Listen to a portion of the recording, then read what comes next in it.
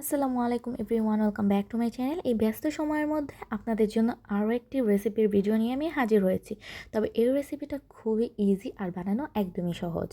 তো প্রতিদিন আমাদের নাস্তাতে কিন্তু পরোটা খাওয়া হয়।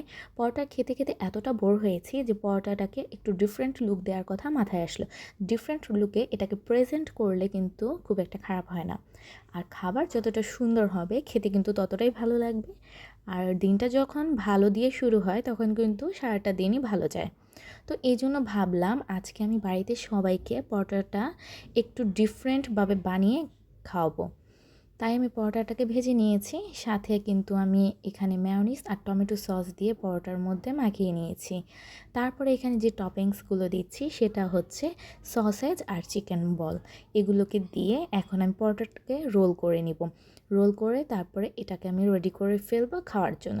এভাবে কিন্তু পরোটা খেতে খুবই টেস্টি, আর আমি ফার্স্ট টাইম ট্রাই করেছিলাম, আমার কাছে বেশ লেগেছে। আমি তো নেক্সট টাইম আরও বেশি ট্রাই করব এভাবে। তো ভাবলাম আপনাদের সাথে আমি ভিডিওটা শেয়ার করি। আর বানানোর সময় যে ক্লিপটা নিয়েছিলাম ভেবেছিলাম ভালো লাগলে শেয়ার করবো, নয়তো শেয়ার করব না। যেহেতু ভালো লেগেছে তাই ভিডিওটা আপনাদের সাথে শেয়ার করে ফেললাম। আপনারা এভাবে বানিয়ে ট্রাই করতে পারেন, ছোটো থেকে বড় সবাই পছন্দ করবে, বিশেষ করে বাচ্চারা তো খুবই পছন্দ করবে। আর আপনি এটা টিফিনের নাস্তাতে বাচ্চাদেরকে দিতে পারবেন আর নিজেরাও খাওয়ার জন্য বানাতে পারবেন। তো আমার এই সিম্পল নাস্তা ভিডিওটা এই পর্যন্তই। আল্লাহ হাফেজ।